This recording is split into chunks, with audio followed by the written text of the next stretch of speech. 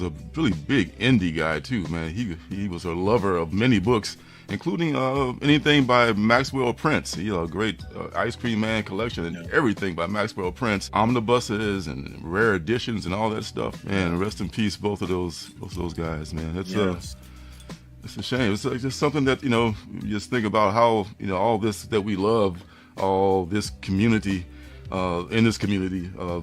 All the comics and everything, it's just ephemeral, it's just like we are, we're here temporarily, and it makes you appreciate the time you have here. That's very true, but also I've been thinking about how long we've been here. You've been here longer than I have. I've been here for 3 years. These people that I've known online exclusively, I've known them for a long time online now, Yeah. And I've just been really reminiscing on how affected I've been by Skip and Empire, these people who are not directly involved in my lives, but I'm still super affected because they're part of this community that I love so much. And it's nice to know that they exist even when they're not in my circle, in my vicinity. It's nice that they're out there, and they could be, Skip wasn't here every Wednesday, but might be here, and that was super cool, and I'm realizing how much I really do appreciate this community, how much I need this community, how much it means to me. Absolutely. A lot of good people. Haters gonna hate.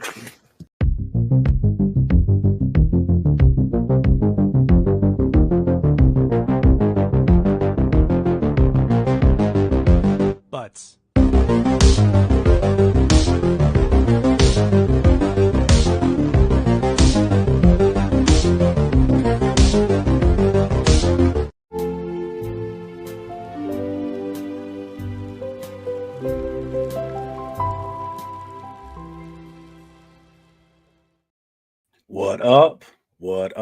What up? It is Tuesday once again, and we are back for another FOC and chill. I was feeling lazy all week. I drank way too much Saturday night. I was hungover all day Sunday and dehydrated all day yesterday. So I was feeling like maybe I should go to bed early tonight. But I love this thing. I really, every Tuesday I wake up and I'm thinking maybe I'll take the day off. But then as the 8:30 p.m. Central Standard Time gets closer and closer, I start to get that itch, and I feel like I need to be here. I need to see what the comic book crew is talking about. What are they thinking about? What's on their mind? I shared that clip from a while back when Skip and Tosh passed away and Empire passed away, and obviously I'm thinking about Comics Will Break Your Heart Jen, who was such an important member of this community, loved by so many people. I had not really come into her circle. But I was aware of her, and I knew how much love that she has in this community. And it was just, she was so young, and it's tough. It's rough, but I appreciate the love in this community. I appreciate that people care. They're not afraid to care. They're not afraid to show that they care. And that love is there. So obviously, we're human beings. We have drama. And that's going to be a natural part of it. But let's just not forget that there's a lot of love here too. And we can spend more time focusing on that. I know I can spend more time focusing on that. So I was definitely thinking about Comics Will Break Your Heart as I posted that one, because we're only here for so long. We're here for a good time, not a long time. So rest in power to Jen. And shout out to everybody that's mourning her, and my condolences to you, to her family. And let's just use that to appreciate what we have and the time that we have left, however long that may be. We got John's Comics with the Kids. He's live right now over on No Good Comics. So if you're looking for some New Mutants discussion, he is over there right now discussing that with No Good. They're always having a good time. So check them out. Switch back and forth. Feel free. We got the homie Las Cruces in the house. What up, Las Cruces? Good to see you. I appreciate you coming through. Always appreciate you showing love for the stream. It's always appreciated. This show is nothing, absolutely nothing, without the people that come through and support it and make it what it is. So I appreciate that. We got the Shopverse in the house. Shop for Comics. If you are not a member of the Shopverse, hit my man up and become one. He's been prolific and adding so many members of the community to the Shopverse. And I love seeing everyone. Maybe we can get a Darth Lopez person in the Shopverse. Darth, if you were to join the Shopverse as a hero, who would you want to join as? I'd be interested in seeing that. We got Thomas Nichols Comedy in the house. He has been pumping out some comic book content, and it's been really interesting stuff. So if you're looking for comic book content, not drama content, definitely check my man out, man. He's supporting the cause, doing the work of marketing these books, and we got to support the people doing that for sure. My man P2, aka that's P2, that's Phil's Treehouse on the move. What up to my man Phil? I miss your face, Phil. You need to come back to the gram. And start doing some shows again, man. Phil, you're so good at what you do, man. I definitely miss you. We've got Drew Manchu in the house and on the panel as well. Holding that Alf line up. What's up? You knew I was going to clip that. You knew I had to clip that. Today is December 16th. Is it? I thought it was December 10th. What is going on with that one? 16th on your preview thumbnail. Oh, guys, people, that's confusing to people. I know. I put the FOC date up for the show because this was supposed to be an FOC show. So I always put the date for FOC, not today's date. That's been confusing to a lot of people, but that's the explanation. I don't put the date of the show up there. I put the date of the FOC so you guys know, get those orders in by the 16th so you can get that discount. That's what that's about. We got John Stout, a.k.a. Fatty Boom Batty, in the house. What up, John? I appreciate you coming through as always. We got Higgy Pop Comics in the house. What up, Higgy Pop? Eli G is here, as well as my homie Chop and Drop. Been a while since I seen you, my man. Good to see you, my brother.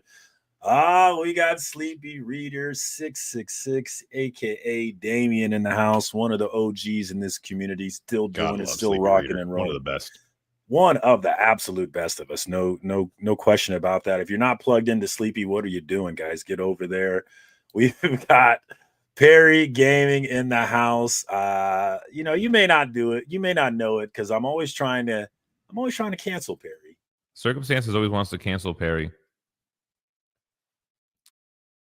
But I actually love Perry. What up, Perry? Good to see you, my man. Thanks I hear for coming that you're through. actually producing Perry's other channel. That's a lie that 90 has been. I have it under good authority from a gentleman in Florida. Yeah, don't trust those boys from Florida. If you need more information about that, check out my reel that I made about Perry Comics and 90. It's the realest reel I've ever made I've never told bigger truths in my life than that reel. Check it out. I thought it was pretty funny. I was told we would be served drama with the side of hater tears. You never know, you never know. We'll see what Drew wants to talk about. We'll see if anybody else joins, if they got something they want to talk about.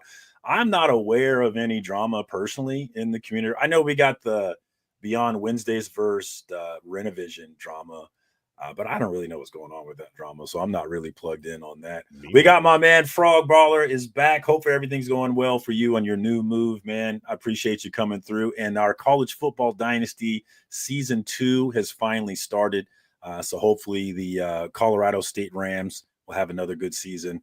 Good to see you, my man. Benny C, my Jigs Kingdom Discord brother, is in the house. Benny. What's up, Ben Compton? Got to watch that oxygen, Benny. Come on now. Take care of yourself, brother. We got Dave Ayers in the house who will be joining us this March for Planet Comic-Con in Kansas City. Planet Comic-Con's been rolling out some guests. Been a little light on the comic book guests so far. We've had some good ones, but they've been killing it on the celebrity guests. We've got a Power Ranger coming. I forget her name. The Pink Ranger is going to be coming through. Yeah, she's coming to Planet Comic-Con. They just announced her. There's a number. Luke Cage, guy who played Luke Cage, is going to be here. A number of great celeb. Yeah, that's his name. I'm not really into the celebrity stuff. I'm more about the comic book talent. But there is some cool celebrity. You think guests Mike Coulter would talk to me about Alf? I think it's possible if you pay the money anyway. Probably, get in line. If you pay the money and get in line, he'll talk about whatever you want. We got Sledhead in the house, my shaving guru. What up, Bill? Good to see you, my man. The great legend is here. What up, my man? Good to see you. I appreciate you coming through, showing some love. Another one of the Jigs Kingdom homies. What the hell? Another one of the Jigs Kingdom homies, Sycotron, is in the house. I've been working on making CJ a chatbot, and he became almost like a real person. So this is what I'm working on. Yeah, be careful with Sicko. If you become friends with him, he might turn you into a bot. So watch out for that. We got Locke Wynn in the house. I've been saying his name wrong for the longest time, but I think I got it right now. Locke, not Loke. I don't know why I thought it was Loke, actually. But what up, my man? He's been doing some drawing stuff with a comic book worm Namen, and it's been interesting stuff working on that, seeing that. They have so much more talent than I have. I wish I had an ounce of their talent, but check it out. I'm working on making a Comics Will Break Your Heart as an AI. I'm hoping this can make some people feel better down the road, but right now it brings me to tears talking to her. Wow, that's interesting how you do that. You have to tell me more about that. We got Tony in the house, Old Wolf 65. How you doing? How you doing? Rod the Rican is in here. What up, Rod? Appreciate you coming through. My Kansas City brother, Beckerman, is in the house. You might think the way we act online, we don't love each other, but we absolutely do. I do like his wife more than I like him, but I do love him as well. What up, Beckerman? Thanks for coming through. Appreciate you showing up, my man. Brian LCS is here, the man, the myth, the legend behind the Comic Book Community Awards. Thanks for coming through, Brian. I appreciate you, and we'll be starting that thing back up before you know it. So get ready for that time one. to start voting for next year? No, not yet, but you know, I think it's almost time to start bitching about next year. So be ready for that. Well, let's do it now. What better place? I mean, where's CJ at? We can't do it without him. We got Frog Brawler in here putting a little hate on Florida here.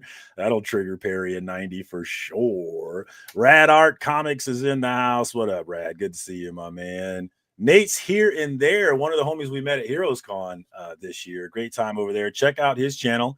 He's been showing you all kinds of sites and places in the North Carolina area, I think, Nate, right? But check my man out. He's doing some big things over there.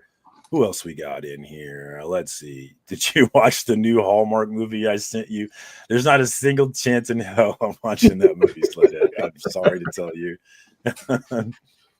Don't forget to like and share. Yeah, like and share, guys. Hit the bell. Yeah, do all that cool shit. Thanks, Legend. I appreciate you, my man. Put the poll. Let's see who else we got in here. Perry Gaming. Is your channel in any way related to the channel Perry Shaming? The channel where Perry shames fat people. Oh my goodness! Ooh, I mean, it honestly sounds like Perry, so it's possible.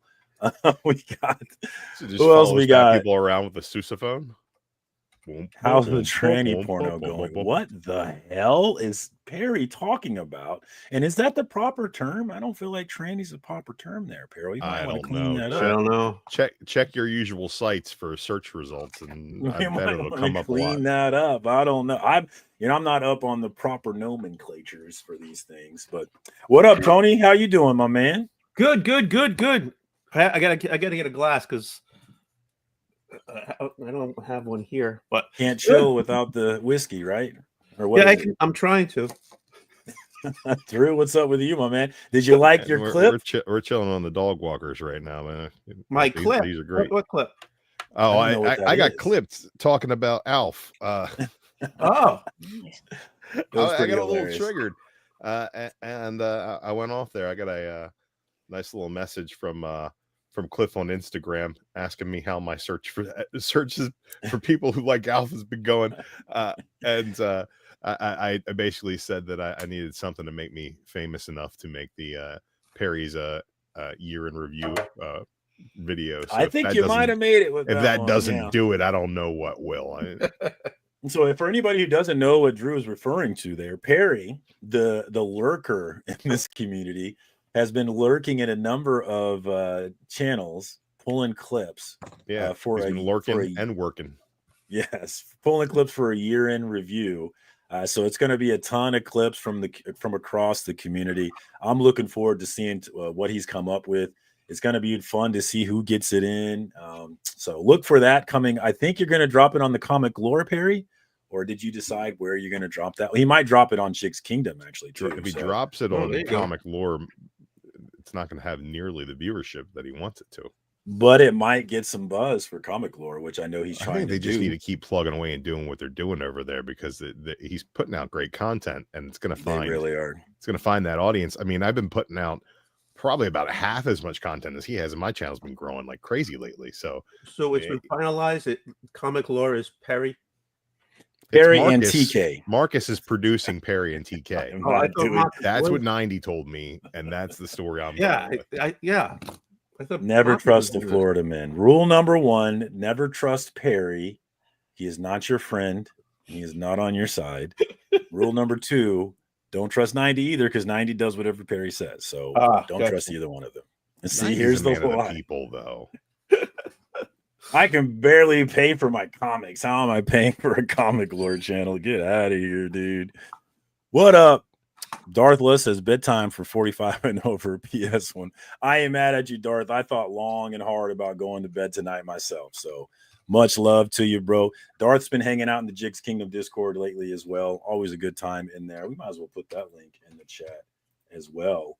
And for those who don't know, I actually have a Discord as well that I have opened up to the comic book nerds. There's a number of different chats in there. We've got my gambling chat. We've got my FIFA 25 chat. But we also have an FOC and chill chat in here. Really? So if you guys are interested in plugging into my Discord. Yeah, I didn't even know all about that. I knew about the gambling stuff. So when are you on your channel? What do you mean? When are you on your Discord server? I'm usually in Jigs Kingdom, so I'm usually never in there. But I do jump in there on Sunday nights, watching football sometimes. And Saturday nights, if anybody wants to watch UFC, I'll be in there as well, because I'm always watching UFC. Last card of the year, UFC Tampa this Saturday. So looking forward to that. We'll be gambling my face off as always. Looking forward to it. I'm going heavy on Joaquin Buckley beating the shit out of Colby Covington, but we'll see. So what when happens. that happens, the production quality of comic lore is going to jump through the roof. There you go. Is that what it is? I have nothing to do with comic lore, guys, but definitely check it out. Perry and TK are doing big things over there, man. They're killing it. And the great legend is definitely in the Degenerate Circumstances Discord. So I appreciate you coming through. Lady, talk to me. Are you there? What's going on with you? There you go. What's up? No, just enjoying the devil's lettuce. There you go. Yeah, we are. And trying to be at one with the universe and shit. Hey, let me ask you a devil's lettuce question. Where are you at? Do you go to the dispensaries, or you're in Tennessee? I'm in America. Right? You're in Tennessee, right? Yeah. Tennessee. Yeah. Tennessee. Is it legal there? Not marijuana. No, okay. THCA is, which is pot. Which is marijuana. It's marijuana. Yeah. It's funny how we make these rules. Yeah. Well, it's because legislators are stupid. Yeah. So they don't understand botany. Yeah. Well, yeah, basic chemistry.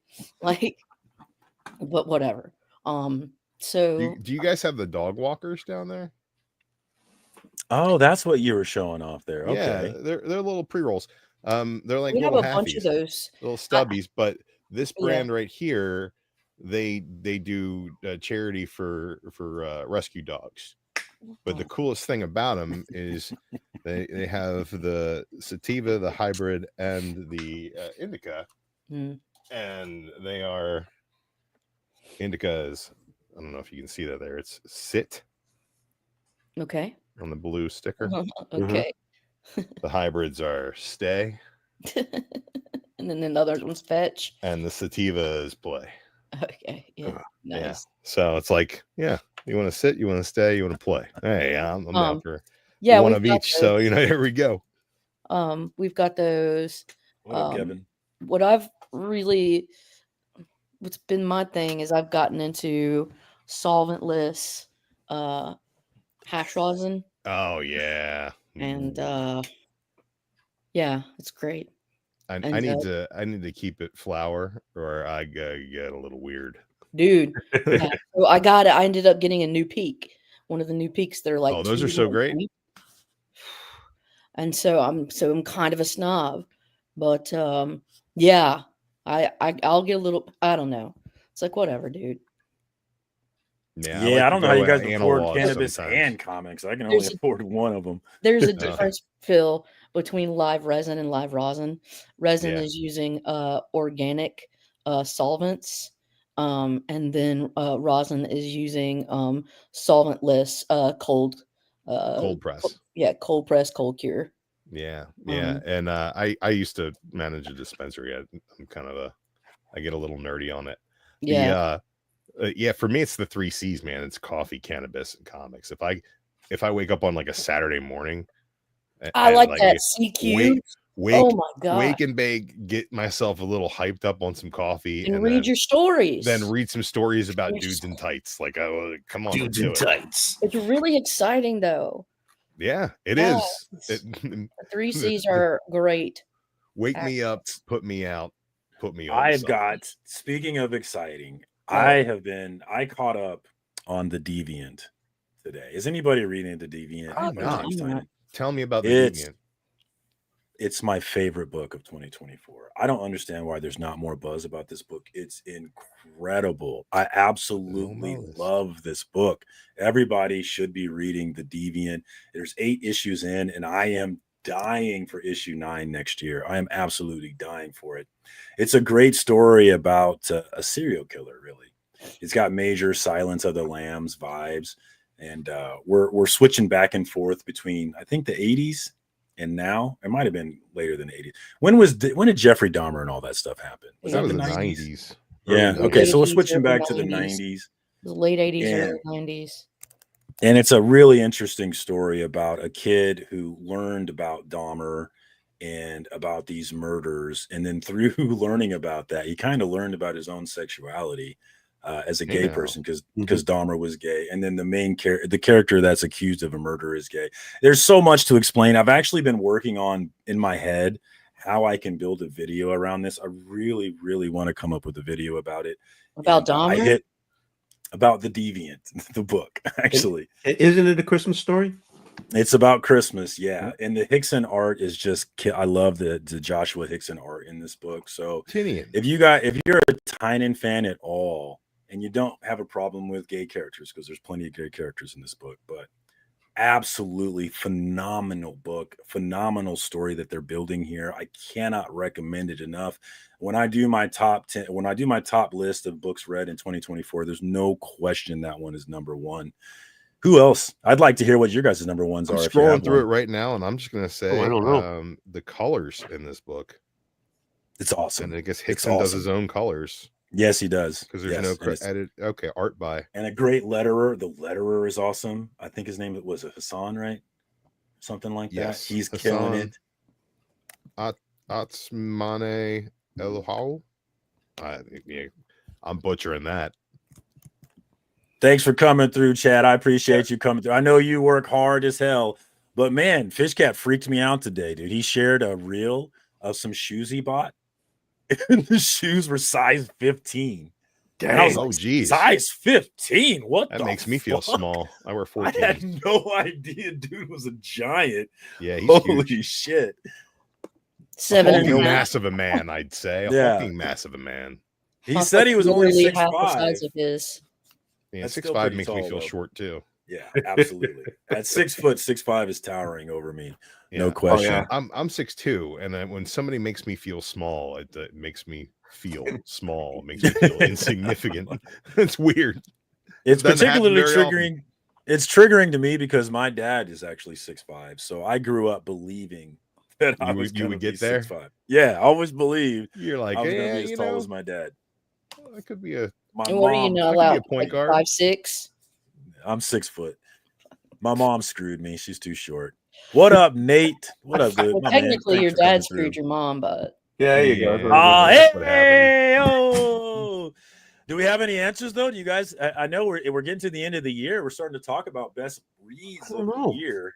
I know mine. It's weird for me because the beginning of the year is kind of a blur.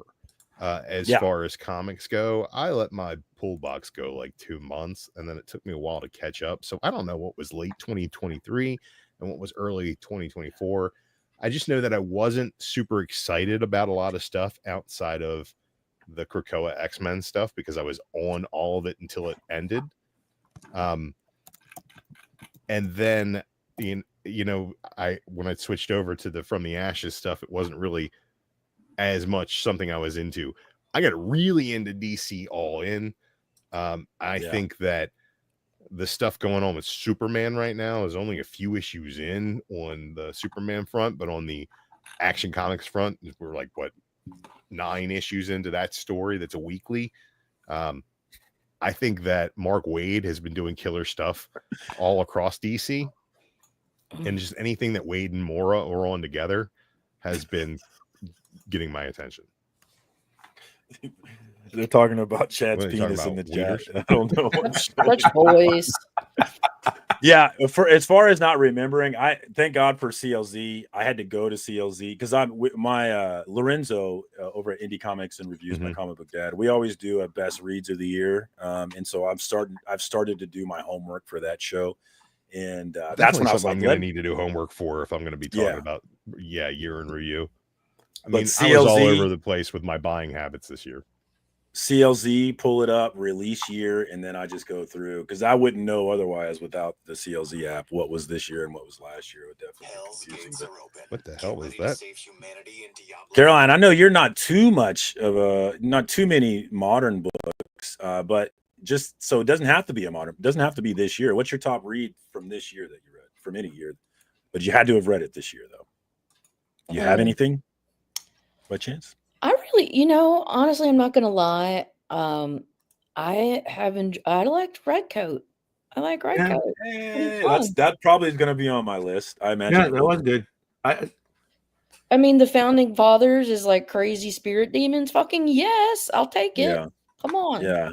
I know not everybody's liking that book, but I fell in love with Redcoat in the 80-page giant where he premiered. I was like, and I've said this many times, but I cannot wait to see the Redcoat and the Northerner interact. We have not seen it yet. I'm a little behind, so maybe he's come through, but I'm dying to see Redcoat and the Northerner. And speaking of the Ghost Machine, if you look at Geiger number 10, Junkyard Joe is on the cover.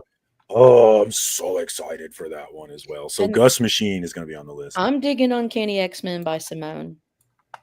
Yeah, I hear a lot of people are loving her. I love her follow on Twitter. I don't know if you guys are on Twitter, but she's so funny, dude. I love when she. I like her as a person. I feel like her dialogue is a little bit stilted in that X-Men book, but I think the story. I know that you prefer just the regular X-Men. I have been loving that, but I don't think it's like. I like as far as quality overall, I can understand why people wouldn't like it. There are things about it that I'm like, that's kind of hokey. But I think it's so much fun, and the characterizations of Juggernaut and Magic. I'm gonna be fair, I haven't read it. I'm a Quentin Quire stan. Like, I think that him in Wolverine and the X-Men was probably one of the greatest characters that has ever been in comics. Just like his ability to be like a little shitheel while saving the day for everybody constantly. And being like a Jean Grey level telepath, has been great. And watching him interact with Cyclops has been great. And like, there's a scene in the first issue where Magneto, like, he comes back from the mission, and Magneto is like, "Can't we like do something where we like put him in the line of fire? Like, this kid needs to see the front lines because we can't bring people back to life anymore, and we need him dead again."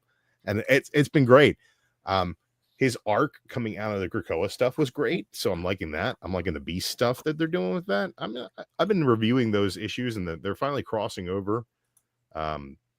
They did in the first raid on Grey Malkin was in X-Men this past week. So I got a short that's going to be dropping tomorrow. Keep an eye on the channel. Why can't TM's in here? Why can't I see TM? That's weird. TM was in here earlier. He was here. I'll have to figure that out. Why can't I see him? I've only started to get to read it this year, like early at the beginning of this year, but I really like Strange Academy too. Is that it's not? Oh yeah, when I like that much to say that's the best book of the I don't think it's the best, but I'm and that's not this year either. But look, Lady gets. I know it was like 2018 or 2021 or something, but that I am just now piecing it together and being able to read it. Because I waited for the prices to go get down because I'm a cheap ass and I do not pay that kind of premium for books. Because I'm not stupid. Yeah. Sorry. Some of us are stupid. Yeah, I've been stupid. I make stupid choices, but like that's just one I didn't make. I mean, I can tell you about a lot of stupid choices that I make buying comics, basically, but whatever.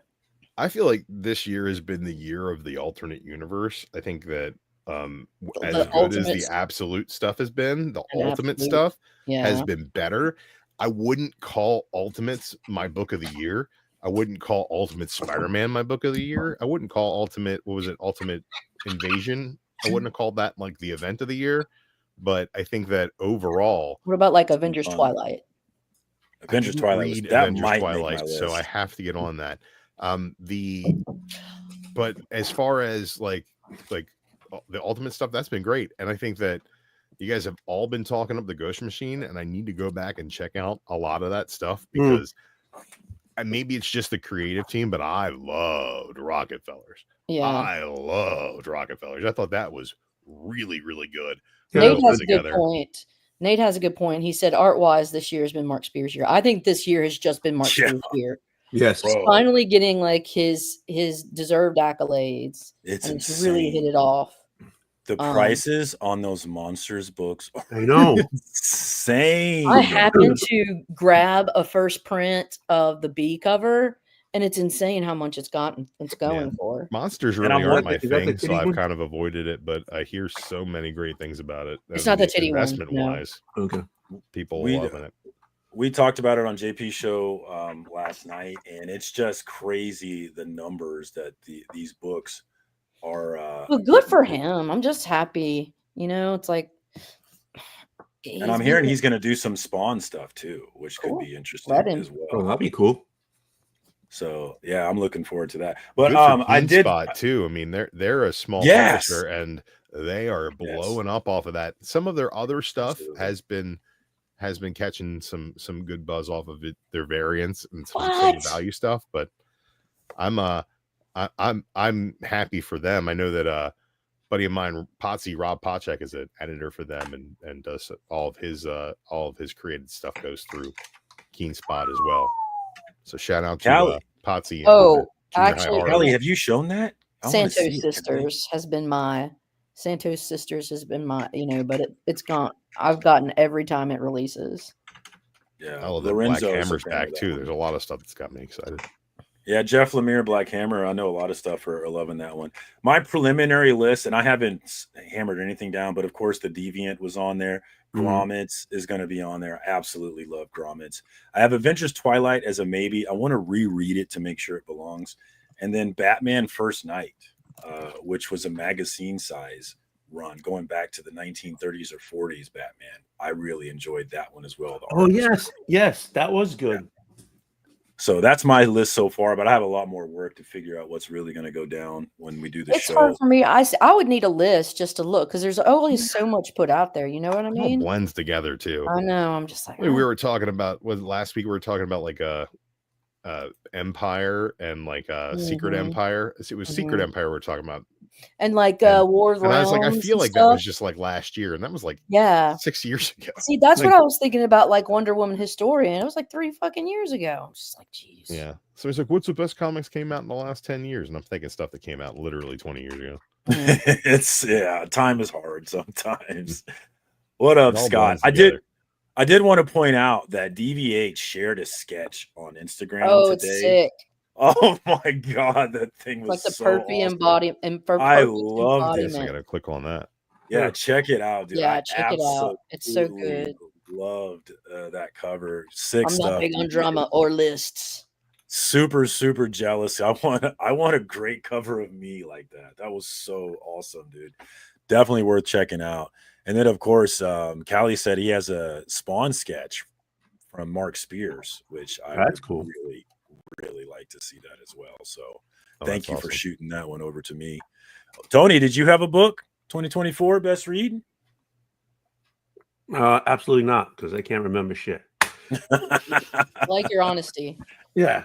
I can't remember shit either. I can't remember shit. I'm looking. That's why I have to reread everything. Because that Batman one, I picked it up too. That was a great read. But Absolute Batman. Yeah. No. The Batman First Night. First Night. I like that pulpy stuff. So that was cool. The art was amazing. I'm enjoying the Energon. Well, not the Energon.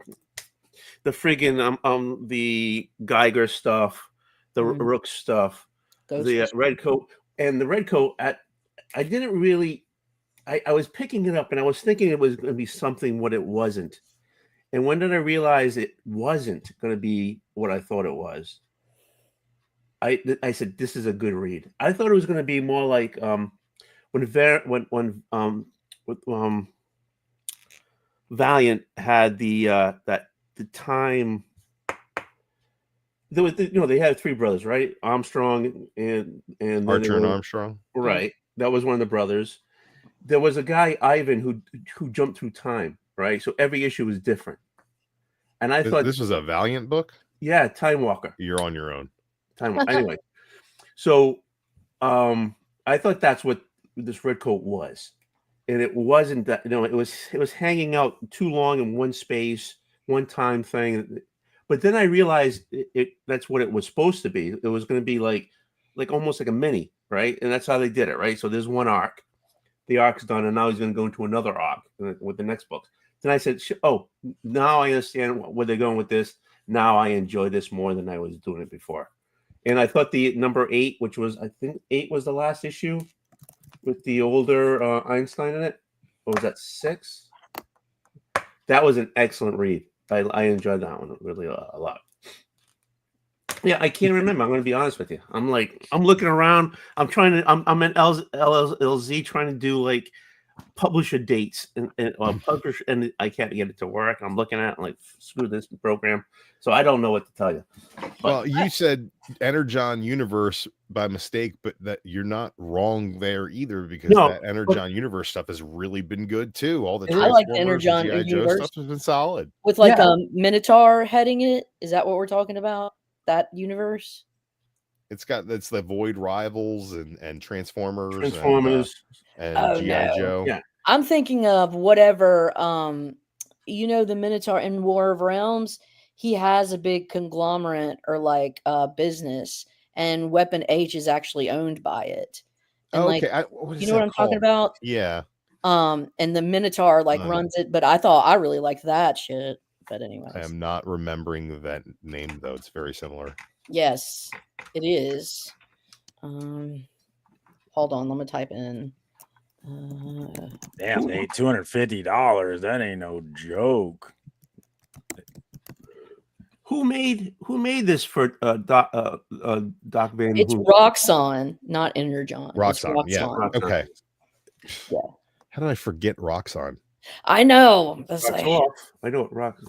Oh, because I keep thinking of different universes. It's a lot to keep up with, especially if you do the. Who sketched that for? Ian Richardson. That's a nice freaking cover. That DVH cover is amazing. Did I show Isn't it awesome, dude? Yeah, it's really cool. I love it. It was so cool. That's really awesome. Did I share with you guys? Like, I found a bunch of X-Men comics at McKay's, like a bunch of Bronze Age X-Men comics at McKay's. That's right up my alley. A chunk of Claremont X-Men books at McKay's. What's a McKay? You know what I found?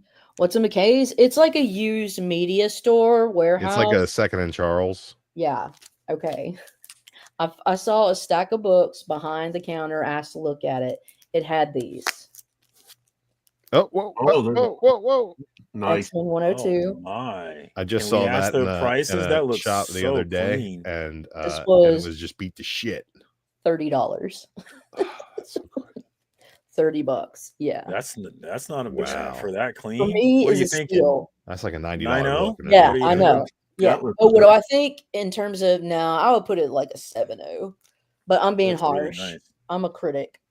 103. What the fuck? I know.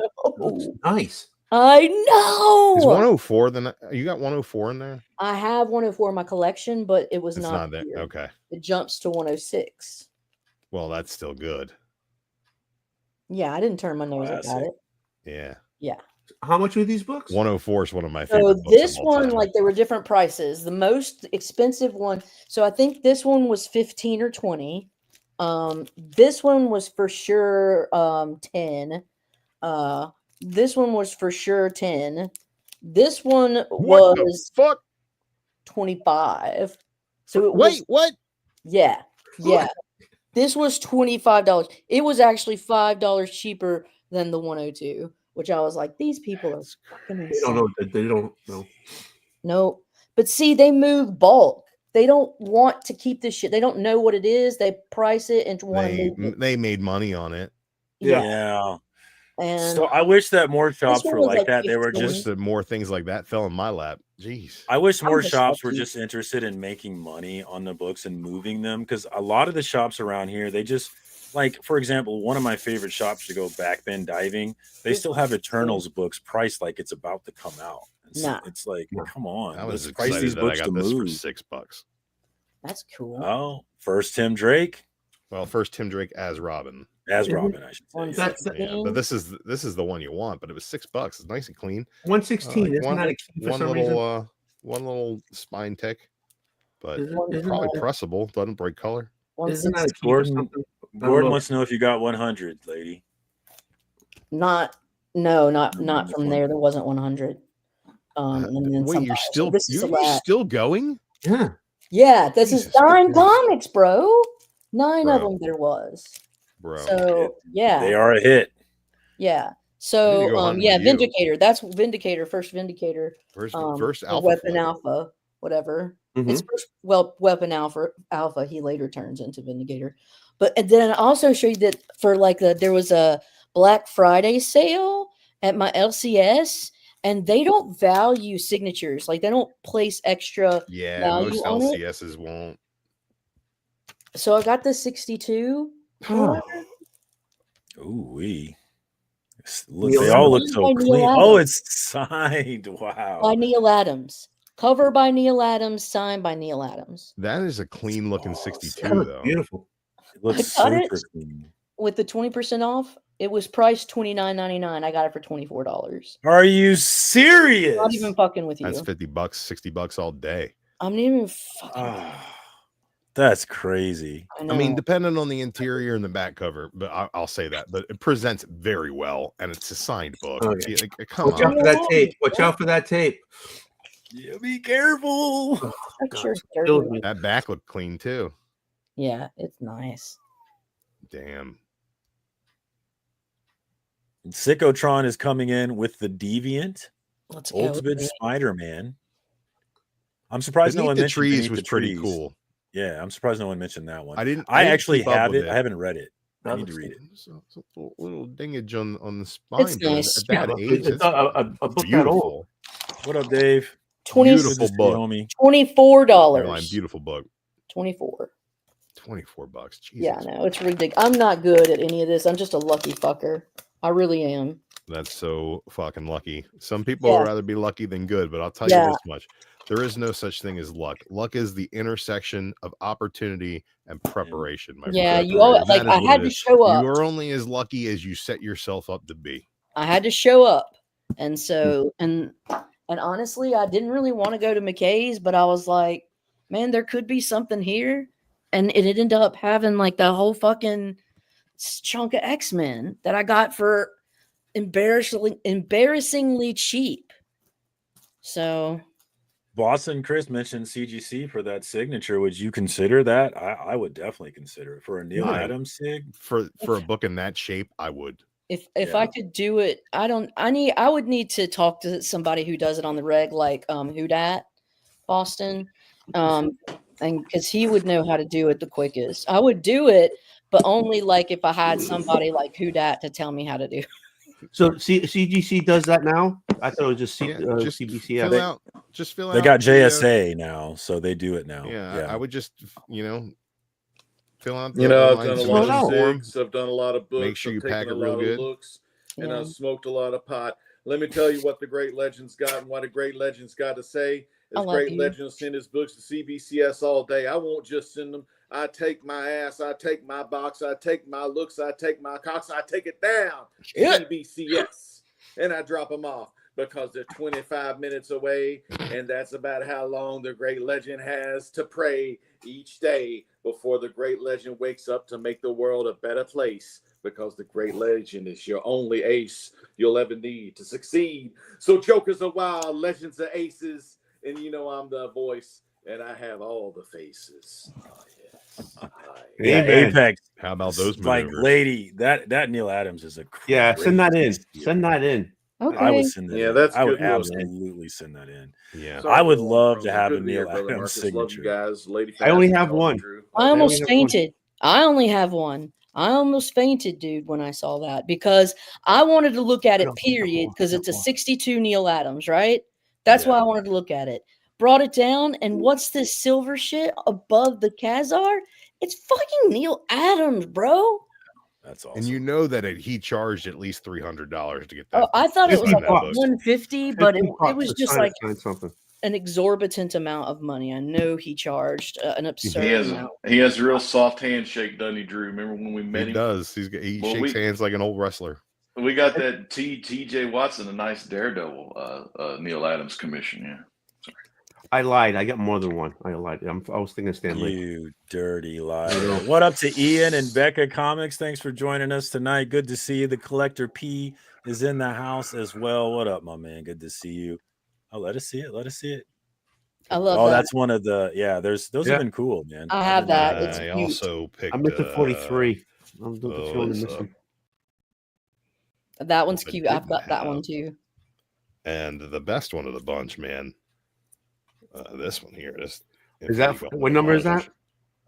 I don't remember.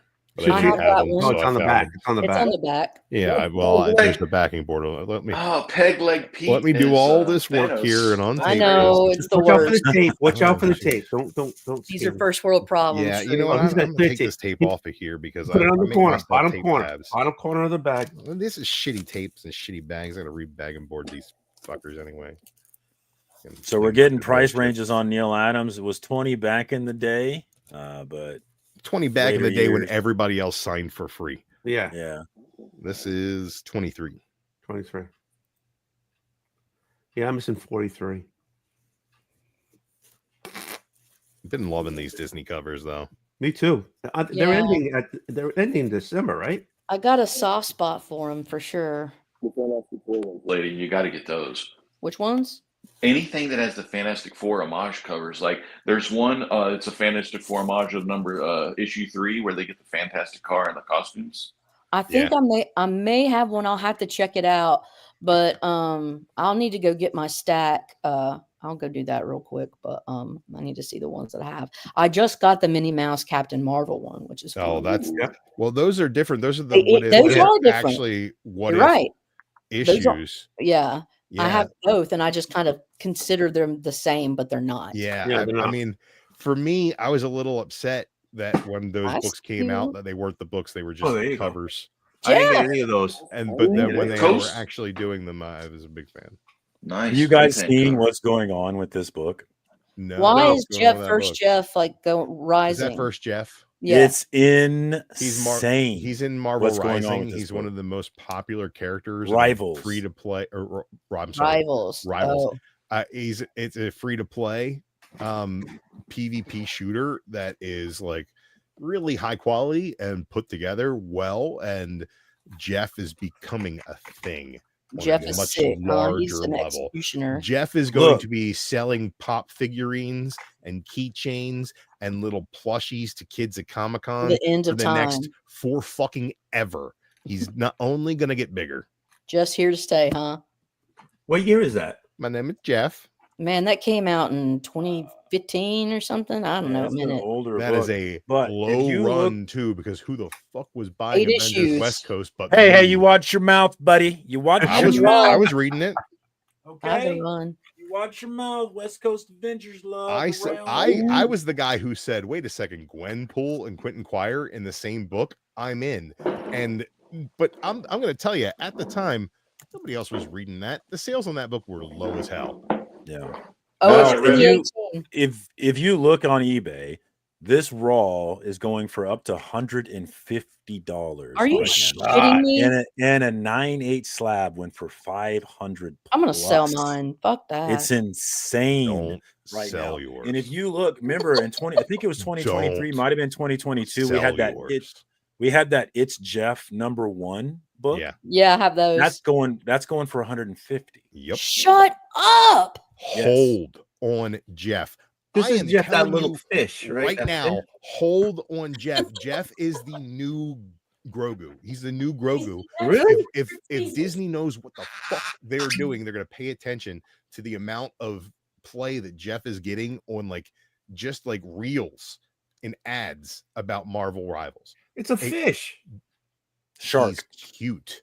It's a shark. He's vicious, and he's fun to fucking play with. People are going to What love Jeff you do is for a long time. Jeff is not going anywhere. Jeff is not a flash in the pan. Jeff, as a shark, has legs, which is true. He's a land shark. He's got legs. He's Jeff the shark. He's fucking amazing. So you see it holding this value? I do not only see it holding value, I see it increasing in value. This is your new Batman Adventures 12. This is a book that is going to continue to rise because Jeff is going to be a thing. Jeff is like a Pikachu. Jeff is a thing that they can make cutesy and sell to kids. Jeff is also something that is endearing to a wider audience. Jeff is fucking cool, dude. He's cool. That's all there is to it. So I'm trying. Here it is. This one went for Subway. 60. You know what happened to Jared? 320. Wow. But I saw one go for 150, and I was like, "Do I need this?" I'm saying I'm not the It's Jeff so much, but the first appearance, hold it. Yeah, I don't know if it's going to hold that much. It's a low print run. Not the It's Jeff, the original first appearance. Yeah, you're talking about a 7th issue in an underperforming C-list book, right? So like, Avengers West Coast was not a main tier title. It was not your run of the mill superhero story, and its sales only plummeted after the first. How many issues did that series go for? 13 or something like that? I think it was 8. If it was 8, then that's even more indicative of the fact that it wasn't selling at 7. It wasn't enough to get 2 trades out of it. No. On that video game, 10. I'm waiting for 10. Fantastic Four 10. So you got 2 5-issue trades out of that thing. Game.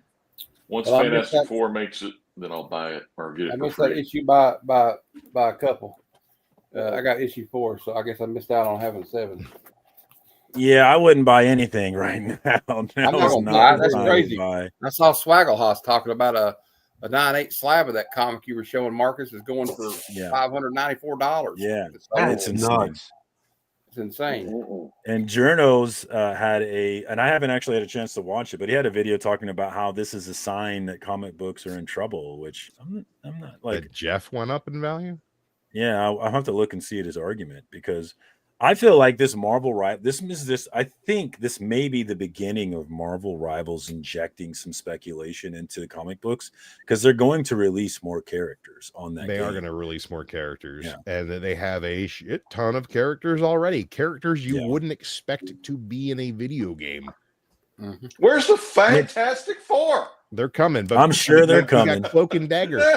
So where did Jeff come from? Just right there, or is he from something else? He's like a Gwenpool sidekick. Yeah, he's their pet. Oh, I mean, it's just a silly character they created, and it somehow got some legs to it. Because that book was actually the first appearance of Jeff was the last West Coast Avengers book I needed. Because it was like a $50 book when I was looking for it. So wow, it's had buzz before, but Marvel Rivals has injected a whole lot of new buzz. Yeah, Jeff is going to be a thing in the future.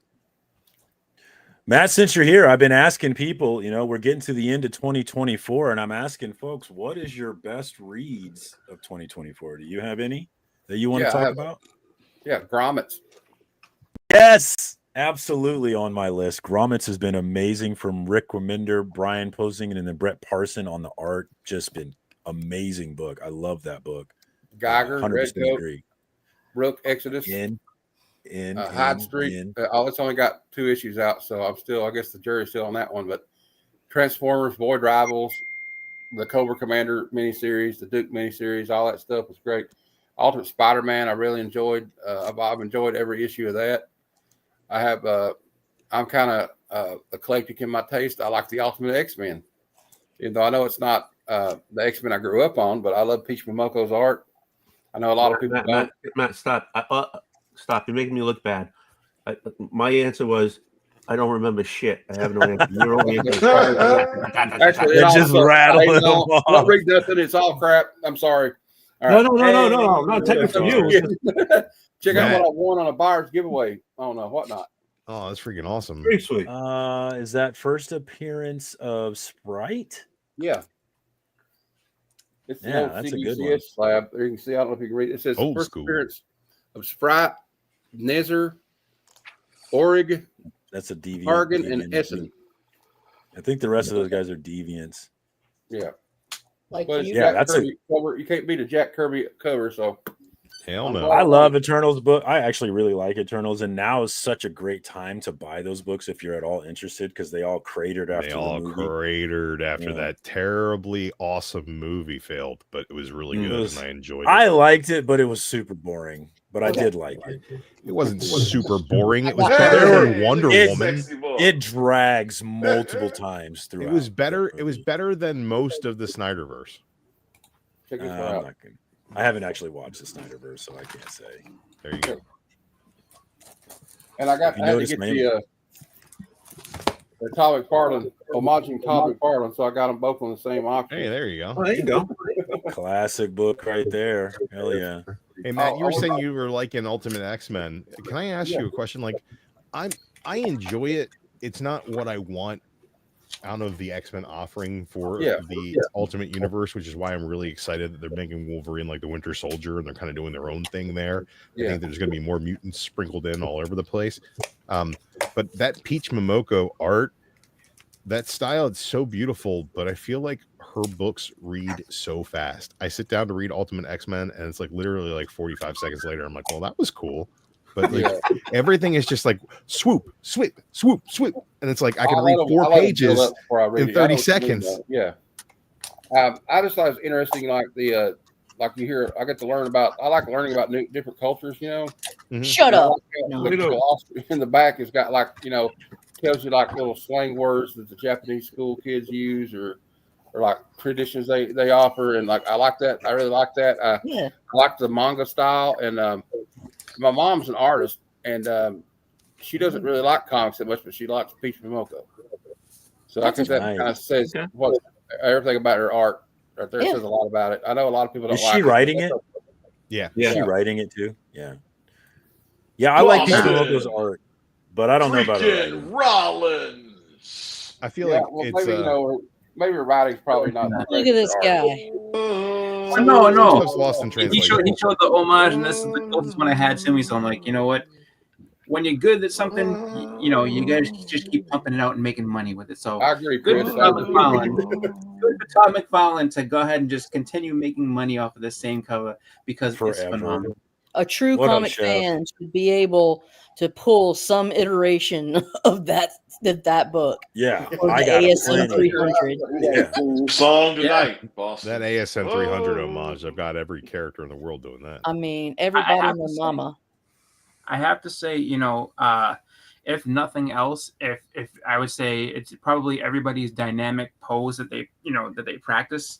So for nothing else, Todd can go ahead and claim that, like, you know what, I gave you all the one crazy pose to go ahead and try to keep duplicating. And how many people have that sketch somewhere, whether it's a published cover or not? Like, so how many people have tried to recreate that cover? I would say that even more than that, I as a young man would try to draw Spider-Man, and then every terrible pose that ever put Spider-Man in, I had to cover the rest of the page with spaghetti webs. So the spaghetti webs alone. I got 50 of them. I got 3 copies of it. Not me that, but Boston. Yo, we've been talking about best reads of 2024. Did you have one? Nothing new. So I'll say this much: nothing new. As far as anything that came out recently, I will say that I did get a hold of some Invincible, just because I was going and watching the cartoon, and then I decided to kind of when season 2 ended, I was like, well, that can't be it, and I know that there's not everything within there, so I started reading, and so I've read the entirety of Invincible, and I would have to say, if you like just bloody, violent comic that just is fun in a lot of ways. Like, it's very funny, very great, art and everything like that. And just some of the best comic battles you'll ever see. Pick up the compendiums of Invincible. If you can't find the single issues, they're so solid. Like I actually, as I was reading it, I was actually mad at myself for not picking them up as they came out.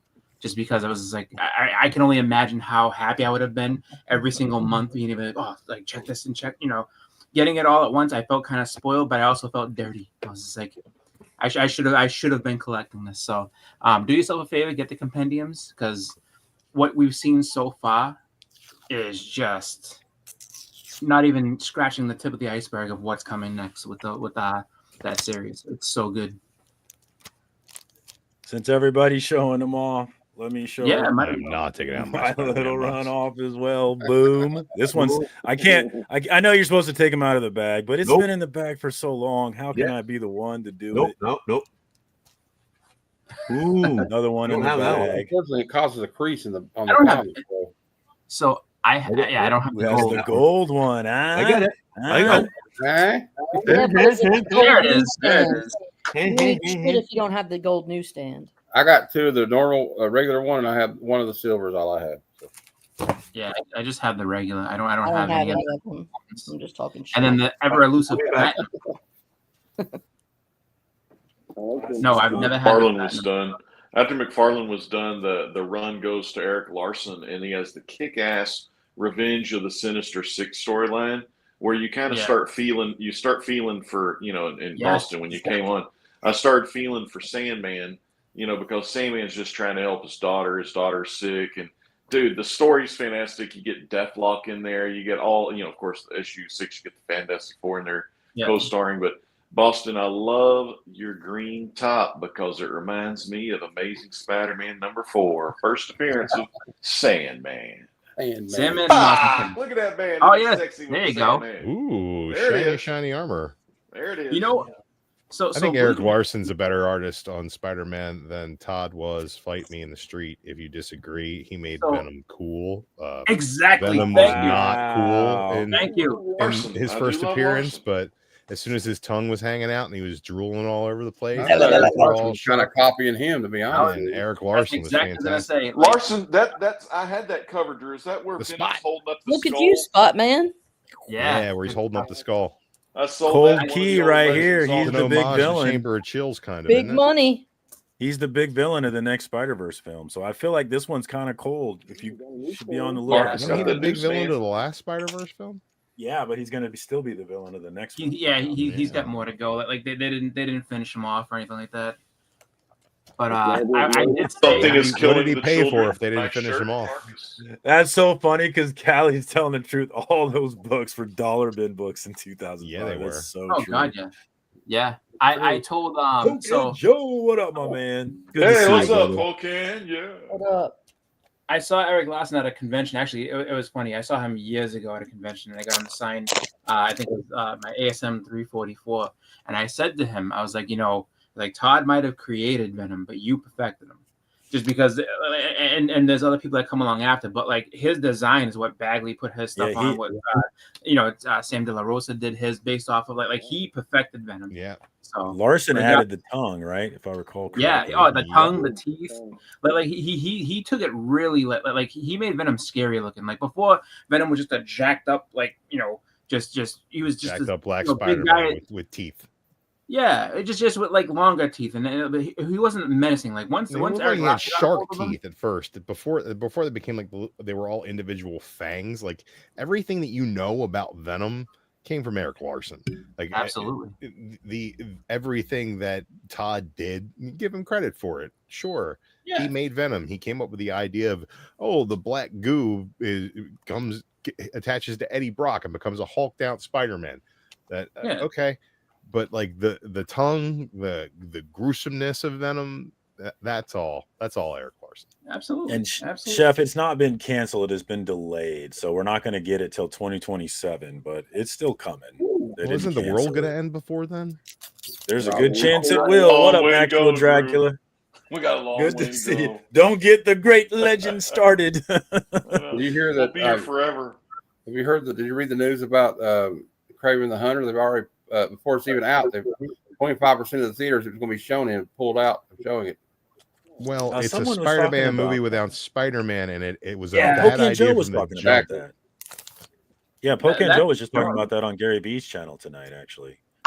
Yeah. So it looks like that one's going to bomb too, like they all do. You know what? I actually am more excited to see Craven than I was Venom or Morbius or Madam Web or any of that other stuff.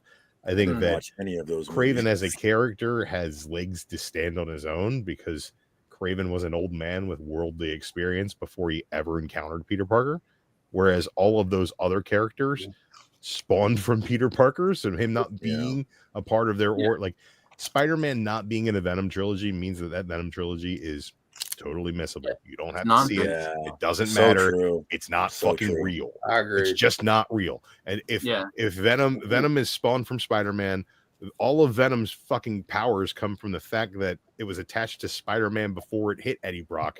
Like, make it make sense. Yeah. Well, I think you guys hit the nail on the head when it comes down to it. It's like if you have all these Spider-Man villains with no Spider-Man, it doesn't no justice. Like it really doesn't, because it's like, who are they mad at? Like so, and that's the problem, is that like they try to make them more sympathetic characters, and it's like you don't need that. Like make them bad guys for Peter Parker to go after. Like give them a reason for people to be like, oh, these are actual villains, not just a bunch of guys that got caught in a bad circumstance one day. Right. You can't paint Venom as a hero. He becomes a hero reluctantly because he was such a shitty fucking villain. Like he was a really bad guy. A really bad guy. Yeah.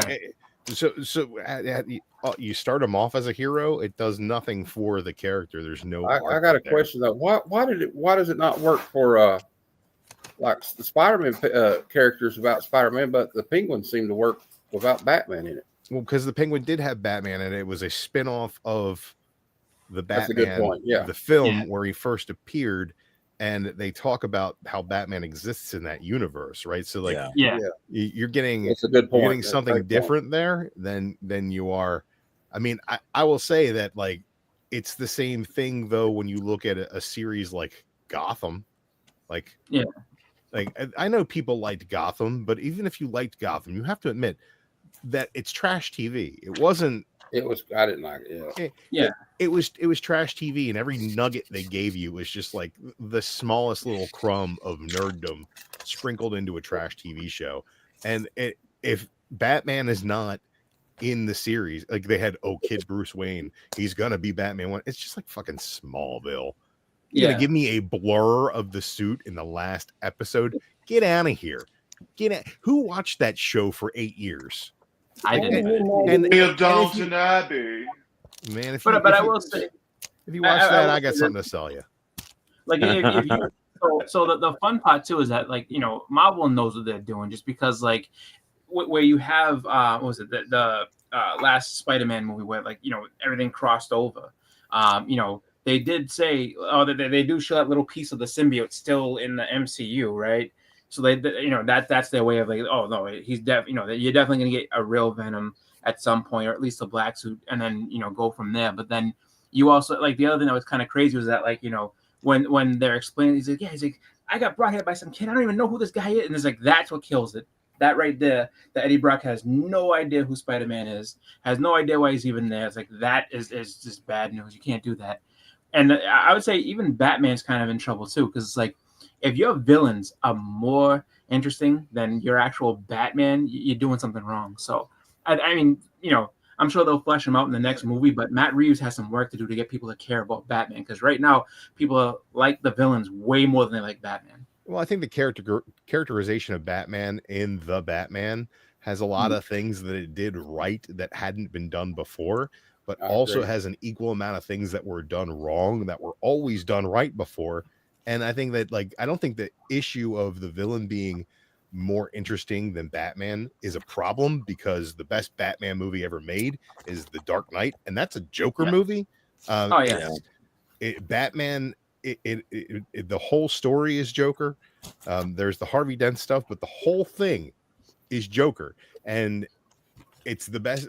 They made 2 movies called Joker that didn't have Joker in them, but this one did, and it was really good. And the 3 Jokers. They should stop doing Joker stuff for a while, and let it cool off. Let the territory cool Drew, off. it was Gary Frank and Jeff Johns, the 3 Jokers. You hated it was then, not Gary it's Frank. the same shit. It was Jason. I love Gary Frank and Jeff Johns. You hold that slander back.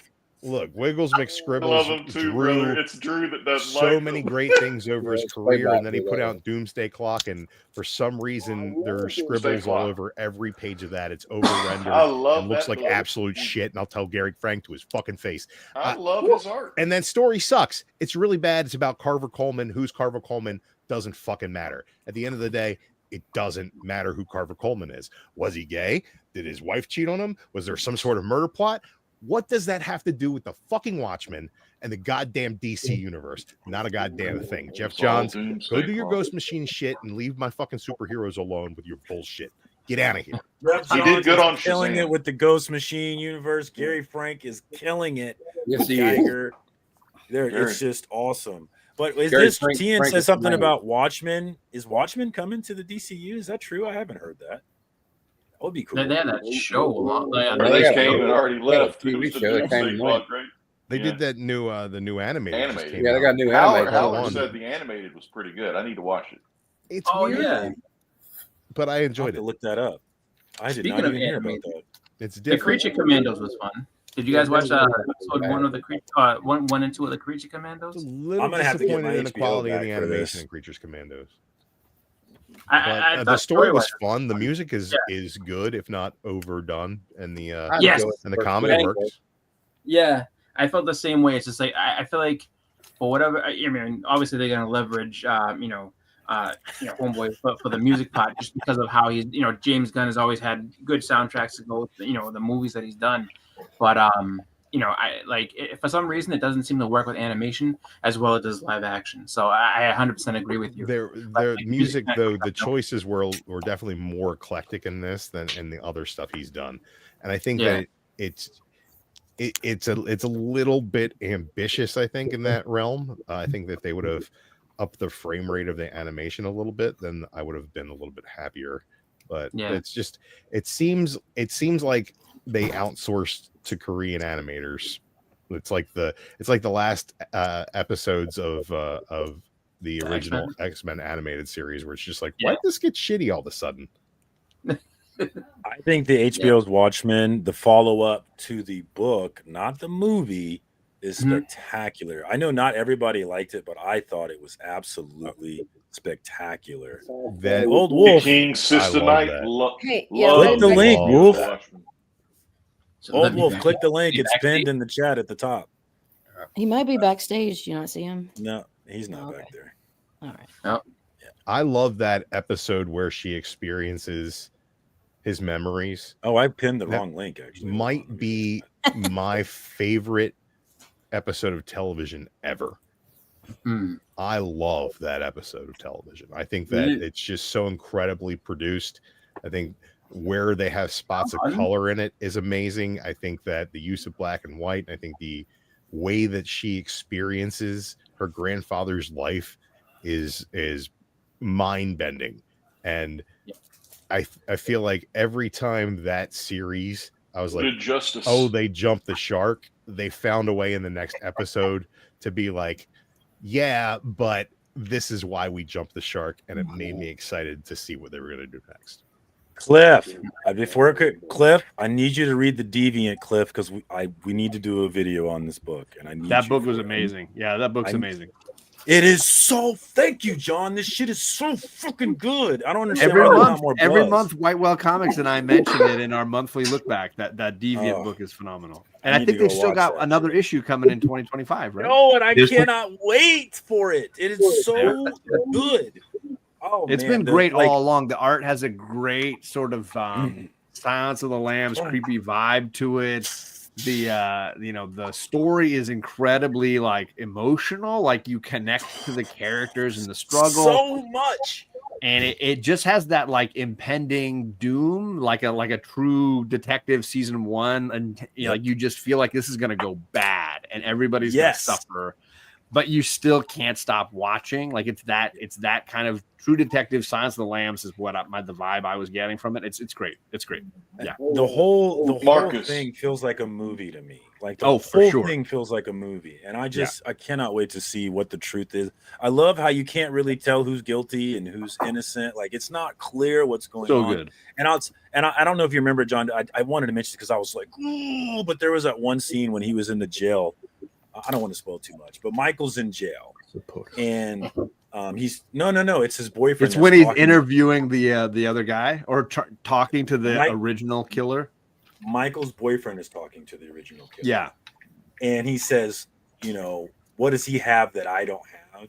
And then he says he has me. And that changes the dude's whole demeanor. That shit was lit for me. It's intense. I love that. So good. I cannot recommend this book enough. But we've been talking about best reads of 2024. I'm assuming Deviant is there for you. What you got? Anything else you want to mention? I tend to be like a dick about comics that don't end in the year that they came out. So I tend to be the guy that's like, oh, the finale came out in 2025, so it's a best of 2025 book. Like I tend to be that guy. I think Deviant might be an exception just because so much of it has come out, and I doubt they could fumble the ball on the 1 yard line. And I did make a sports reference, so suck it up, bitches. Like sucking for me, up bitches is a sport. I picked my best book of 2024 back in March. I already knew what the best book was going to be. And the trade paperback I think is due to come out soon here. Traveling to Mars is a phenomenal book, and that book will kick you in the feels so hard you'll be choking on your tears for a week. It's like so intense. It's meaningful. Mark Russell is such a good fucking writer. Oh, and say less. That's all you had to tell me was Mark Russell. Say less. It's so good. It's so good. I think it's it might be an AWA. I forget the publisher. I think it's an Upshot book. Okay. I'm looking at AWA. It is the book of the year. And I Blaze. I think it's a Blaze. Of the 11 issue, it's an 11 issue series. I want to say 7 of them were 2024. So for me, it all came out in 2024. It started in 2023. So some people listed it last year. It is phenomenal. You could probably go to your LCS and find at least half of the books on the shelf because it is not spec'd on or whatever. But it's a book that will like leave you thinking. It won't let you go. You'll deal with it long after. It discusses commercialism and capitalism and the meaning of life and the intensity of relationships. And you're making my dick hard. Frank all the way, brother. I love it. And the obsession with technology at the expense of humanity. And it is not all robots, right? It's yes. And I'm willing to say this to you, Marcus, because you get it. Like, it's better than Not All Robots, which is a huge fucking compliment from me. Which book was this? Okay, I am sold. Traveling to Mars, and the basic concept is this: a probe on Mars discovers a valuable mineral resource, and because we don't have mineral resource rights on obtainium, it is determined that the first individual to plant a flag on the planet access to the mineral rights. And all these corporations try to find the fastest and cheapest way to get a person to plant a flag on Mars. And the corporation that comes up with the craziest idea is the one that says, hey, we're going to pick somebody dying and pay them to fly to Mars and not have to worry about bringing them back again. So they hire this schmo, this guy whose life is amounted to nothing and is dying of cancer, to go on a one-way trip to Mars and plant a flag and fucking die there. And the guy, basically, the entire book is his journey to Mars, knowing he's going to die there. It's powerful. And he's reflecting on all the choices he's made in his life that led him to this. He's got 2 droids on the plane that are incredibly hilarious, that are like his besties. It's I can't. There's no way for me to recommend it enough, and I don't want to overhype it, but I still feel like if I overhype it, it'll still live up to it. It is that good. Yeah. Well, I'm gonna read it with your Gary Frank, right? Jeff It is Johns and so. Gary Frank. It is so good, and again, the trade has been pushed back because it's an indie publisher. They keep pushing it back. Jeff Johns and Frank usually do push things back. He doesn't get three yeah. jokers. Well, this is Mark Russell, though, right? This is Mark Russell. Oh, Mark Russell. I can't remember the artist. But Roberto Melli. Okay, Meli. Popping Drew over there with you. It is undeniably great. Like it is absolutely phenomenal. And the fact that more people aren't talking about it baffles me. Like it shocks me that it's not. Yeah, to hear you talk about this, like why haven't It's I so already been on this book? I It's so love good. Mark Russell. Because you were obsessed with grommets, and that's been your downfall for a long time. No, I'm I joking. have been obsessed with How many grommets. issues was this?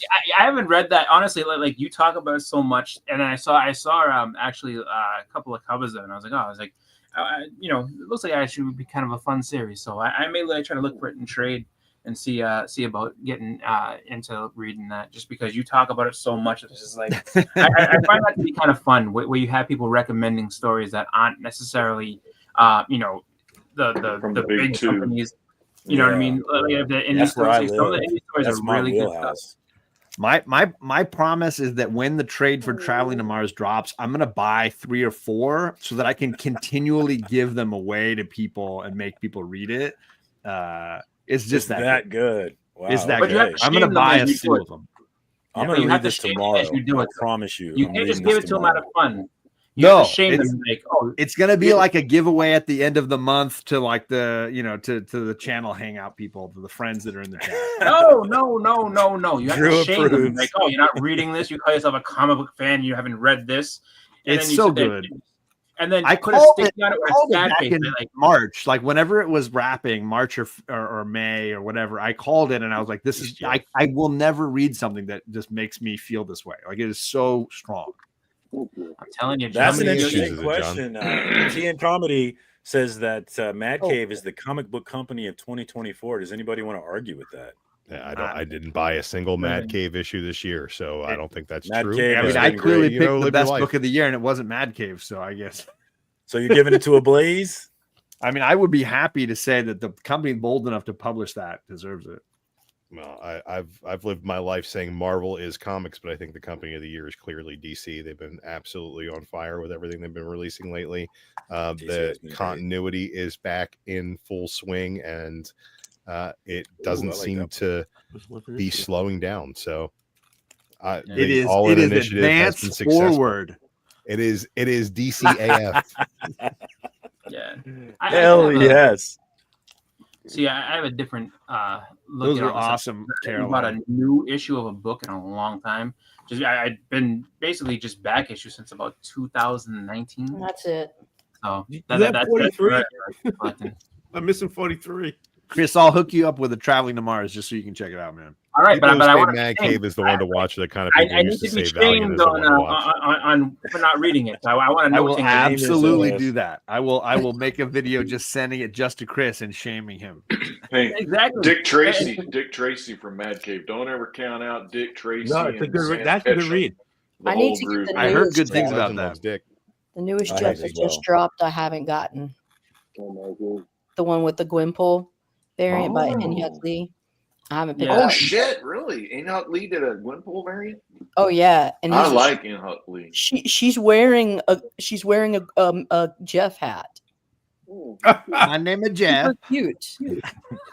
Here, I'll find a picture. doing and the post accent. one. John, how many issues is that? I think it's 11. It was a really weird number. Yeah, Mark it was Russell. 11 Mark Russell explicitly picked a company that was willing to let him do an odd, strange number of issues because he's like, "Look, this is the story. I don't need more issues than this." It was This is what I 11 want." issues. It was 11 issues. I'm looking at That it right sounds now. like a great story, right? Where you're like, this is Look at the it. kitty I don't cat. need to mess with it. Oh, Oh, look at Let's that. see. I'll put it on my to-do list. Gonna read this All right. Deviant too. yeah. Yes, Sadly, read the Deviant's not done, so you still got to wait a little longer. But I think there's just one more issue in 2025. Next Yeah, I think it's either in January or February that it comes out, and I cannot wait for that to come out. I was so pissed when they announced that. I was like, I almost wanted to like flip my desk. I was like, what? Yeah, what's the delay for $1,000? I mean, if it's great, I won't be too upset, but I'm still like, come on, man. But if it doesn't finish well, I'm gonna be pissed. Marcus, post this link. I don't have the mod. I don't have a wrench, so I can't post it. But it's a link showing the cover to the It's Jeff. My name is Jeff. My name is Jeff. Got it. Ooh, that is nice. We can share right That's now. very funny cover. That made me giggle. Yeah. I have a Jeff button I wear on my jacket when I go to work. Super. The kids think it's hilarious. You wear an old wolf button? A button. I don't want to scare kids. I'm traumatized the kids at the school.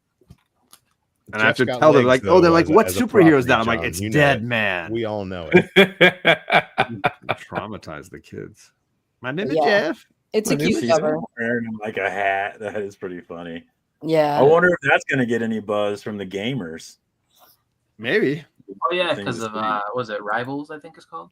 Marvel Rivals. Is that a tentacle between her legs? Yeah. Well, yes, it is, John. She's just happy to see you. Well, it's like a venomized. She's like venomized, so maybe she's been venomized, all right. John, you didn't have to make it weird. John, I made it weird. John, we were all going to ignore the tentacle between her legs until you brought it up. I could not possibly ignore the tentacle between her legs. Well, that's how you made it weird. No, it just has a tail. See, you could have said she had a tail. He said, we got to talk about the tentacle between the legs instead of the elephant in the room. Do we have any other books in 2024 that anybody want to mention before we get out of here? Any other love? Yeah. I think I talked enough today. Yeah. I still don't remember. Santos Sisters. I mean, I think Wonder Woman is my favorite book of the big two. I think Tom King's Wonder Woman's been superb. I'm surprised no one's mentioned that because I've heard many people rave about at 15 issues in, and I've yet to be even the 3-issue like all-in tie-in crap that DC wants to throw in there was Tom King could still redeem that. Absolute Wonder Woman was the first Wonder Woman book that I really ever enjoyed, and then issue 2 was not great. So Absolute can just suck a chode. Like Absolute's not calm down. Walk away. I'm dropping Wonder Woman after the second issue, so that is what that is. It might have been one of my favorite books of the year. Absolute Wonder Woman #1. I think it was a really great #1 issue. I think that the art and the vibe really went together on the story, and I think that the art completely shit the bed in the second issue. I agree with that. And the second issue was just like, oh, well, Steve Trevor's here. Well, why? Oh, because he was there too. Well, why? And none of it is, it's just like all kind of just like slapdash together in a way that like, who's writing that? Kelly Thompson? Kelly Thompson. Yeah, I love her as a writer. I loved her run on Captain Marvel. I think that she's done nothing but things I enjoy, and I really hated that second issue of Absolute Wonder Woman. Inversely, I would say the art on Absolute Batman has continued to shit the bed consistently all the way along. I just think you're not into it. I think it's highly stylized in a way that is I love it or hate it. Highly stylized is a very nice way to say that. Yeah, coming from a guy that doesn't like Gary Frank. It's complaining about the art and Absolute Batman is like I don't get that when people like love Martin Simmons on like some or what did he do the Dracula fucking was amazing. His Dracula was nuts. Department of Truth. What an ugly fucking book. Why anybody would continue to read that bullshit after opening that first page is beyond me. He's absolutely this guy right here. Right, you like that, but then like Absolute Batman is like not what you're looking for. That's fine. Like art is subjective. It is what it is. But like the problem I have, Drew, is that his artwork in Absolute Batman undermines everything that the story is trying to do. The story seems to want to do this like gritty, intense Batman, and then he draws this guy that's like anybody walking down the street is like, I wonder who Batman is. It's the fucking bruiser working on the fucking pole over there. Like, that's the fucking guy. Universe is that guy. No shit. Like nobody. He works every job in Gotham for every possible construction group, and nobody's like, I wonder if that's fucking Batman, the 6'7" with the big bulldozer guy who walks like, around all brooding. I wonder if that's Batman. The size of a house, like that doesn't track. He undermines everything the story is trying to do with his shitty artwork. Where it's like, ooh, I wonder how the cops are going to find Batman. Just follow the giant dump truck driving through the center of town. How is he going to disappear and hide in that fucking car? Fair enough. Like, I'm going to tell you right now, if Superman was able to do it with just a pair of glasses, let Batman have his time. let them not know who the monster is that's working on the construction site. That's Batman. Look, I'll tell you this much. But the secret of the Batcave will remain hidden, even though good. Anybody could just watch the dump truck drive across town and park in the fucking Batcave. Like, well, it bursted out so of a for me, he building, undermines so like, the how does story. people not notice it was inside of a building? Like, so for me, like, at least Martin Simmons is adding to the creepy mood of Department of Truth or Dracula, whereas I think Dragata is like undermining what Martin Snyder's trying to do. Literally be done by retarded kids with crayons and somebody spilling. But that's good because the book is supposed to be kind of like creepy and awkward. It's supposed to be shit versus Batman, which is supposed to be cool, looks like shit. I didn't know the book was supposed to be shit. Exactly. Why is Absolute Batman supposed to be shit? Oh, jeez. It ruins Absolute Batman for me. Like every time I turn the page, now that cool design on his shirt, it's not a design, it's a fucking axe. It's a big axe blade he carries around on his fucking shirt. I thought that was done before that book came out. I went into reading the first Absolute Batman thinking this is a bad idea with a bad character design. Yeah, and you were right. And you were right. And that's the best. Thank you, Drew. That was well said. You were right. I think that it's still a bad idea and a bad story with a bad character design, but I think there are a lot of fun elements to it. And you don't need the butt. You don't need the butt. Don't add. Everybody needs a little butt. Full stop. Period. Just be done. How do you poop without a butt? Commence, buddy. You said butts. I just feel like it's. I don't think Absolute Batman is the worst book ever written. I just think it's shocking how many people want to like bow down and kneel to it as this amazing book, and it's not. It's just not. That's the part that irks me. Is like there's so many better books at the big two. To hold that up as like the best book is like, come on, man.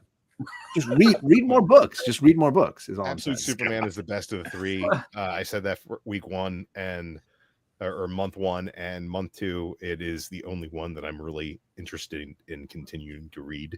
I mean, Poison Ivy is a better book than all of them. Just read Poison Ivy. It's a better book. Read it. This is the man with 18 Poison Ivies behind him. I'm gonna I saw your huge collection.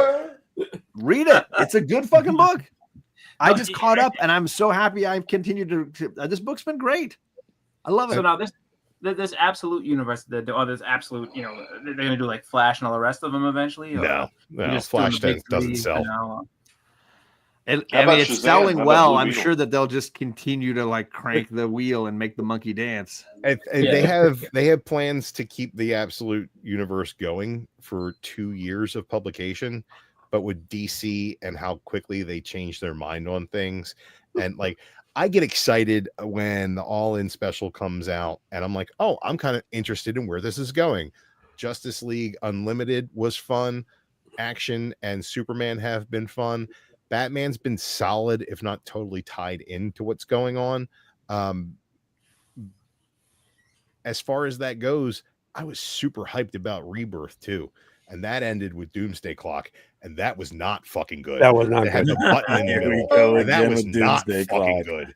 And it became this thing where they took it and they switched it around.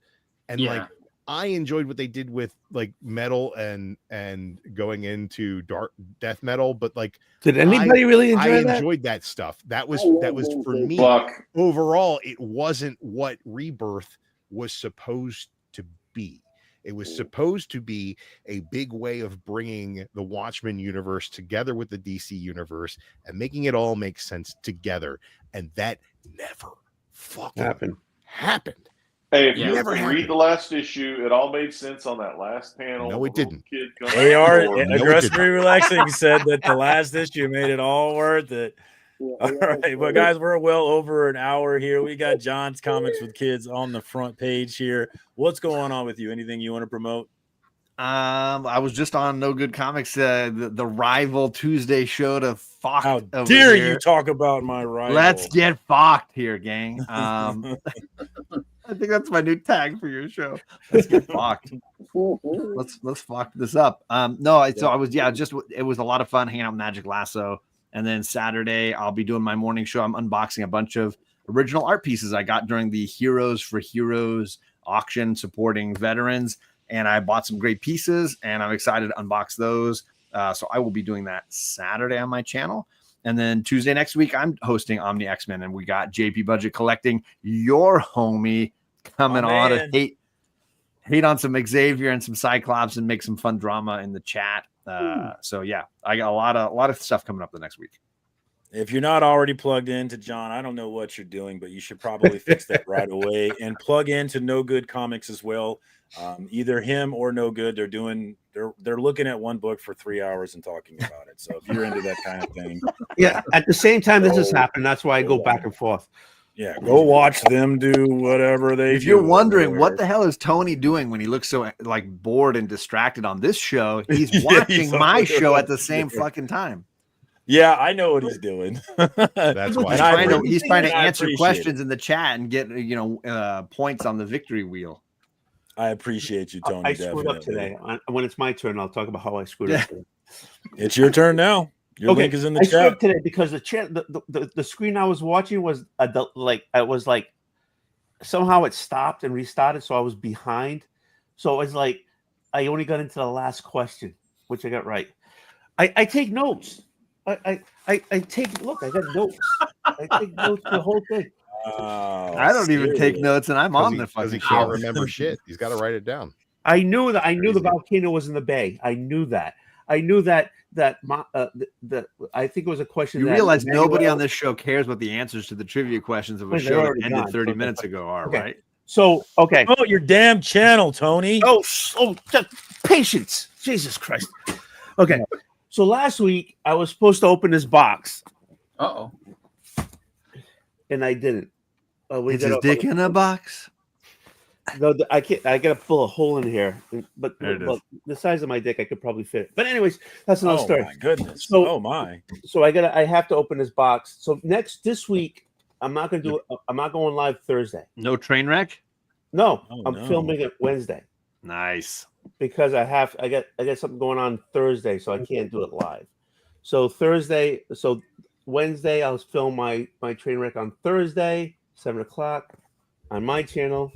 And so I'll open. So I'm way behind. My LCS didn't get a lot of stuff from Diamond, so it's going to be a long. It's going to be a long friggin' show. What up, Jagular? We got Steve Woodard in here giving Drew shit, which I like constantly. And I'll be on. We do on White Whales. We do the D&D almost every Sunday at 9:00. And Tickles is always fucking shit up every time I play. He is. I suck. He's trouble. I suck. I can't roll dice. Thank you, Tony, for jumping on. I appreciate you as always. We've got the great legend in the house. Anything you want to promote, my man? I'm always coming at people live, but no, man, we coming at you live. I'm going to be working on something with Callie, and I can give y'all a little preview, and it goes a little something like this. This Friday, two legends of the comic book community unite in the squared circle. Drew Manchu, baby, against the natural. White Whale Comics is coming at you live this Friday at The Hunt. Tony Sanders is coming at us live with the greatest superstars, the greatest comic books with the greatest looks. And what books will you get to vote on? You be there in the chat. You decide because the hunt will be coming at you live. This Friday, fans, you know where to go and root for our boy, Drew Manchu, baby. What? Pump the brakes. Pump the brakes. I mean, it's two great Comic Core legends coming back out of retirement. I don't want to throw the Underwhaler under the bus here. The Underwhaler's coming back, man. Let's let him have his moment. Well, the dead man's dead already. I'm gonna kill him again. He's coming. The Natural does have one of the best beards in the business. Let's see if the D&D King can show what people bring. You know, we'll see. There it is. I love both those guys. I'm gonna be in the chat, fair and balanced voting with my conscience on the line. I can't wait, dude. It's gonna be a great show. I've really got. It's gonna be a fun one for sure. I'm gonna have to take a nap so I can stay up late and watch it because that does sound also on that show too. I am, man. Yeah, I'll be honest with you. I really don't know. I've seen her on there. I really don't know how I'm gonna vote on this one because the last time White Whale was on the show with me. It was my first Hustlemania, and you know who threw me out of that match? The Underwhaler. So I don't know how I feel about him coming back. He definitely is a controversial character. He was nobody likes him, but everybody respects him, and that's the problem here. Exactly. Like I walked in there, I was a rookie. I was the snake, and I was just in there, and the next thing he just tossed me right out. I was like, son of a bitch. Yeah, dude, don't underestimate. Also a big bone. Not bitter at all, right, Chris? No. Well, Seth freaking Boston, has connections to the snake, but Seth is gonna be watching, so I don't know who I'm gonna vote for. I'm actually looking forward to it a lot. Like I love that. That there's gonna be some people coming back that haven't been on the show in a long time. So definitely excited for that. The champ that runs the camp, Biggie Shack. What up, Biggie? Good to see you, homie. Thank you for great legend. Anything else you want to promote? You didn't say anything about your channel. Anything going on your channel? Oh, actually, I did do a video 2 or 3 nights ago. It was my November 2024 haul, so you could see all the books that I pick up on a monthly basis. I also picked a couple of hardcovers up, a DC Encyclopedia book, and also picked up this cool Street Fighter, the World Warrior Encyclopedia by Udon Entertainment. Really kick-ass, shows all the fighters from every Street Fighter game from ever, so it's awesome. But anyway, check the channel out and check everyone on this panel out because Circumstances in the FOC and Chill on Tuesday night is one of the greatest shows of the week, and it's here Tuesday night, people. Oh, and shout out to the legend for getting Rod the Rican to do some push-ups today. Get him. I missed it. You guys got to catch the Rod the Rican rewind to see the great legend challenging Rod to stay in shape and do some push-ups live on his YouTube stream. Yep. Perry Comics checked in too, man. It was awesome. He did. But after the fact, you were the one to encourage that fitness goal. Nice. I hopped on Rod's stream earlier. He was on a run to pick up food from Texas Roadhouse. So I'm not sure. that cinnamon honey butter. He fell off the wagon quick. Salad. You never know. He's getting a very healthy Texas Roadhouse salad. There it is. Thank you so much for jumping on, Legend. I appreciate you, my man. Check my man out. Link is in the chat. We've got the Lady Fantastic, aka Caroline, in the house, aka the Back Bin Diver for deals. Yeah. Anything you want to promote? Anything going on with you? I would like to promote my ego. No, I don't have shit to promote. It's getting towards the end of the year, and I'll probably be doing another mental health video. Nice. It's been a tough year, but that's kind of, I feel like it's been 2020 for the last 4 fucking years, so I don't know. Anyways, I feel like we're kind of like collectively like traumatized from COVID. But that's neither here nor there. Yeah, man, I'll be around, but mostly like in the chats and being a smart ass, That's how we love you. Thank you so much for coming through, Caroline. Yeah. Log into her channel, Lady Fantastic 765. Thank you so much for coming through, Caroline. I appreciate you as always. We've got the filler buster himself, Drew Manchu. Anything going on with you, my man? Yeah, I'm gonna be laying down and looking up at the lights. Spoiler alert: when I do the job on the hunt on Friday, because I am not preparing for this fucking thing. I'm going to approach it with the level of respect I give every one of these shows I show up on, which is I'm just going to hang out and have a good time. I do have a foreign object in my back pocket to hit the other whaler with. I don't know that I want to hear about that. Nice. Look, all I'm gonna say here is like it doesn't have to get personal, but it might. It might. All right. It'd be a lot cooler if it did. I'm just saying, the last time I was on the hunt, I had to do the job to that gentleman at the bottom of the rung over there down at the bottom. He called himself a king at the time. It looks like he's put down that crown. I still think that the voters were what's the word? Fucking wrong. They were wrong. And I was the winner, the real winner. But I'm not going to let my ego stand in the way of everybody having a good time. We're just going to move on. We're just going to move on. Just like that time I lost in Comic Core court to him about Heroes in Crisis, which everybody knows blew fucking goats. Everybody knows Heroes in Crisis was terrible. It's just a fact. It's Except not even the an chat. opinion The chat anymore. didn't know that. It's a Hashtag fact. not bitter. It's a fact. It was Wally West goodness. Beautiful story. It was Wally West badness. It was fucking terrible. Hey, let's make a book about fucking mental health and make everybody super sexy. Everybody. At least you're not holding on to it, washboard abs. Fucking No, not everybody's bitter. pubic Not at bones all. are showing. What a fucking sexy ass book about people want to commit suicide. What the fuck was the tone of that thing? What a piece of shit. In addition, if you like comic books, but you don't necessarily like my opinion, I've got shorts up on my channel. I'm covering Ultimates, which has been great. Covering Wolverine, which has been great. I got Action Comics, which has been great. And tomorrow I'm dropping the next short about the X-Men, which nobody's watching my X-Men shorts, which is weird. All the other shorts are getting play, and they're exactly the fucking same. I didn't change the formula at all, but like so it doesn't make any damn sense. So check out the channel.